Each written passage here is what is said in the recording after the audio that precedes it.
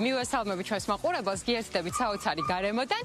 ეს არის გარემო, სადაც ყოველდღიურად ზრუნავენ ოთხფეხა მეგობრებზე. ძალიან ბევრ ჩვენგან საინტერესებს თუ როგორ უნდა შეიფაროს ოთხფეხა მეგობარი. როგორ უნდა მოვიქცეთ და რა უნდა გავითვალისწინოთ, რომ ეს არ იყოს უბრალოდ ემოციური გადაწყვეტილება და შევქმნათ მათთვის ჯანსაღი პირობები და გარემო. ამაზე უფრო ვცლად თამარ გოგიჩაიშვილი მწვრთნელი ისაუბრებს, რომელსაც მრავალწლიანი გამოცდილება აქვს ოთხფეხა მეგობრებთან ურთიერთობის. თამარ, დილამშვიდობის. პირველ რიგში, როდესაც აგვყავს ოთხფეხა მეგობარი. ეს არის ალბათ ძალიან დიდი პასუხისმგებლობა. რა რჩევებს მიცემთ, რა უნდა გავითვალისწინოთ? მივესალმებ მაყურებელს. ძალიან სწორ სახით ეს არის არა მხოლოდ ემოციური, არამედ ძალიან დიდი პასუხისმგებლობა ცხოველის მოყვანა და ცხოველის მოყვანა არ იწყება იქ, რომ თქვენ გადაარჩინეთ და მოიყვანეთ სახლში. ეს პასუხისმგებლობა შემდეგ იწყება უკვე ის თანაცხოვრება, რომელიც ერთად გექნებათ. ორი ტიპის ადამიანები არსებობენ, ერთი მე რომელიც შეიძლება უცებ მომეწონოს ვიღაცა და ავიყვანო და ამისთვის არ ვიყო ესე გააზრებულად, მაგრამ უკეთესია, რა თქმა უნდა, თუ წინასწარ გადავხედავთ ჩვენს ცხოვრებას და გავიაზრებთ, თუ რისი გაკეთება შეგვიძლია, რამდენი დრო გვაქვს. ფინანსურად რამდენად მზად ამის წარუმატებლად ეს მზაობა ძალიან მნიშვნელოვანია და შემდეგ უკვე ძაღლი რომელიც მოდის სახლში გაიაზრეთ ის რომ გარდა იმისა რომ ძაღლს კი რა თქმა უნდა ძალიან კარგია რომ სიყვარული ჭირდება მაგრამ არის საჭირო ადამიანი რომელსაც შეუძლია ამ ძაღლისთვის ლიდერობა შეუძლია იყოს ცხადი მტკიცე და სისტემატიური იმისთვის რომ შემდეგ უკვე ძაღლი ბედნიერი იყოს თქვენთან და გქონდეთ კარგი თანაცხოვრება. თაკო ძალიან მნიშვნელოვანია ასევე რომ გქონდეს შესაძლებლობა და გააზრებულიც რომ სჭირდება თავისი ვეტერინარული პროცედურები ჭირდება კარგი კვება და ასე შემდეგ. აი როდესაც ავიყვანე ძაღლი ანუ კატა თუნდაც ოთხფეხა მეგობარი მივიყვანე სახლში, როგორ უნდა მივხვდე, რომ რა ჯანმრთელობისთვის რა უნდა შევუქმნა? კარგი კითხვა არის რაღაცა პროცედურები, რომელსაც ჩვენ აუცილებლად მივყვებით. პირველ რიგში, როგორც ასე ჩვენი ბავშვისთვისაც ამოვარჩიოთ კარგ ვეტერინარს, ისევე ის კარგი ექიმს, ისევე კარგია რომ ამოვარჩიოთ ჩვენი ცხოველისთვის კარგი ვეტერინარი.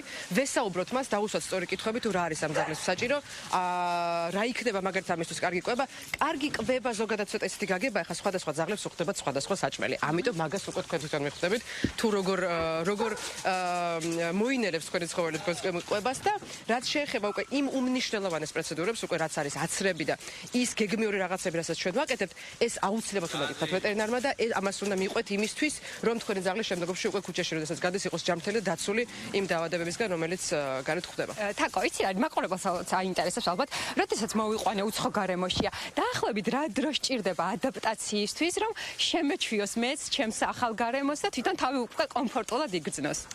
იცი მე მგონი ძალიან ინდივიდუალურია ესა არ ვიცი ხა ზოგი ცხოველი უფრო ზოგი ცხოველს უფრო დიდი ხანი ჭირდება ხა აქაც რომ მოდიან ზოგს ერთი თვე ზოგს 3 დღე ზოგს ერთი კვირა ამიტომ კარგი ახლა ძალიან ისეთია რა ძალიან ისეთი ინდივიდუალური კითხვა ჩემი აზრით თუ მივცემთ ძაღლს საშუალებას იმისთვის რომ გაიგოს რომ ჩვენთან უსაფრთხოა ცხოვრება, მაშინ ეს პროცესი ძალიან მალე მოხდება.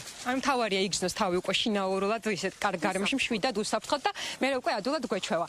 თაკო, მე მაინტერესებს იმ შემთხვევაში თუ ძაღლი ან ოთხფეხა მეგობარი თავიდან მივიყვანეთ და როგორ უნდა მივხვდეთ რომ სტრესშია ან აგრესიული თუა, რა უნდა გავაკეთოთ იმისთვის რომ ასე თქვა დავაწყნაროთ.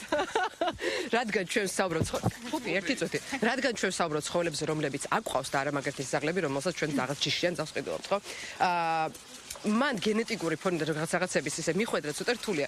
რა შეუკვეთე და რა ჩამოვიდეს ვარიანტია უფრო, იმიტომ რომ შეიძლება ამხელა ძაღლი აიყოლოს და გაიზარდოს დიდი ამის ნუ შეგეშინდებათ. მაგრამ აგრესიაზე ესე მარტივად ვერ ვისაუბრეთ, ეს არ არის ერთი და ორი სიტყვის ასახსნელად. ერთი წამით რა.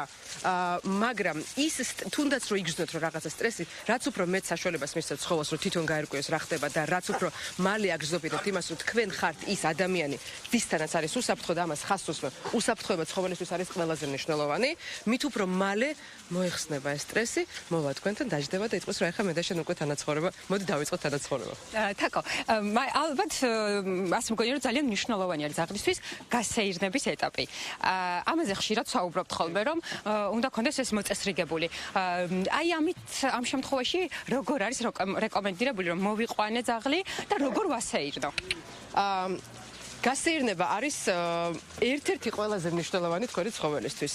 სახლის გარემო და ოთხკედელში ყოფნა არ არის საკმარისი. ამიტომ ის, რასაც ჩვენ ვიძახით, რომ ზაობა უნდა გქონდეთ იმისი, რომ ცხოველი აიყვანოთ, მაგალითად ეს ძაღლი ჩხუქდება.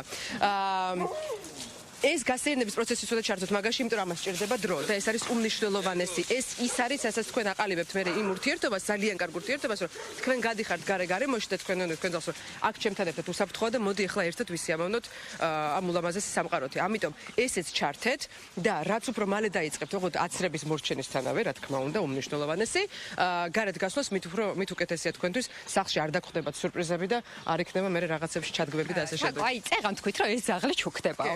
აი, ეხლა მადავშით მაყურებელი გვიყურებს, რომელიც არის მსურველი, ხო, სიტყვაზე. ანუ, პირველი ნაბიჯები რა არის? მოვა, გაგესაუბრებათ და აი როგორ უნდა შეარჩიეთ, რომ შეიძლება მივაჩუქოთ იმ კონკრეტულ ადამიანს ოთხფეხა მეგობარი. ჩვენ ზოგადად ესე არ საქმიანობთ იმას, არ ვაჩუქებთ ხოლმე ცხოველებს, ხდება ხოლმე პერიოდულად, როდესაც აი ესე ძაღლს ავიყვანთ, ვატრეინინგებთ და შემდეგ ვცდილობთ ხოლმე რომ ვნახოთ მისთვის კარგი ოჯახი. კი, პირველ რიგში შევსაუბროთ ტელეფონით, რაღაცა კითხვებს უსვევთ, თუ რა როგორ ანერთ, შემდეგ მოდიან, იცნობთ ცხოველს, ჩვენც ვიცნობთ იმ ადამიანს და თუ დაუშვათ არის რაღაცა კარგი კონექშენი, მაშინ უკვე ხდებიან ოჯახი. ძალიან დიდი მადლობა თაკო. მე ბოლოს მაყურებელს მინდა რაღაცნაირად ესეთი мотиваცია მივცეთ, ვისაც უნდა დავშოთ ოთხფეხა მეგობრის აყვანა და ჯერ ვერ გადაუდგამს ეს ნაბიჯი. თუ აი ეს ყველაფერი აქვს, რაც მე და თქვენ ვისაუბრეთ, ალბათ უკვე არის მზად იმისთვის, რომ იმეგობროს ახალ ოჯახის წევრთან. რას ეტყოდით თქვენ, ვისაც უნდა და ეს ნაბიჯი ჯერ ვერ გადაუდგას. როგორია ამათთან ურთიერთობა და მათთან ცხოვრება? ნებისმიერი ძაღლი, ეს იქნება გისოსების მიღმა, თუ ეს იქნება ძაღლი ქუჩაში, მათ აერთიანებთ ერთი რაღაცა და ეს არის პოტენციალი იმისთვის, რომ იყოს არაჩვეულებრივი თანამეგზური თქვენი ცხოვრების. ამიტომ თუ ზედმეტი ფიქრით ჩემი აზრით მაგაზე ალბათ არ არის, იმიტომ რომ ვერასოდეს ვერ მიხვდები თუ რამხელა ბედნიერებაა ცხოველის სახლში ყოფნა, თუ არ მოიყვან ამ ძაღლს და არ გადადგავართ შენ დღეს ნაბიჯს. ვერასოდეს ვერ იქნები ვერც ბავშვისთვის მზად, ვერც ძაღლისთვის 100%. ამიტომ ერთ დღეს გადადგე ეს ნაბიჯი და შემდეგ ნახავთ თუ რამდენად სხვანაირი გახდება ის ცხოვრება თქვენთვის, აი მომენტიდან, როდესაც ცხოველი თქვენთან შემოვიდა, რამდენად არაჩვეულებრივია თურმე აი ესეთი სასწაული ცხოველის სახლში ყოლა. ძალიან დიდი მადლობა თაკო იმისთვის, რომ იყავი ჩვენთან ერთად და ესეთი მნიშვნელოვანი და კარგი რჩევები გაგვიზიარეთ. მე კი მაყურებელს გეტყვით, რომ ძალიან კარგი გადაწყვეტილება იქნება თუ გააქვთ რა თქმა უნდა პირობები, აიყვანოთ ოთხფეხა მეგობარი, შეიფაროთ და მისცეთ მათ საკმარისი ზრუნველობა და ყურადღება.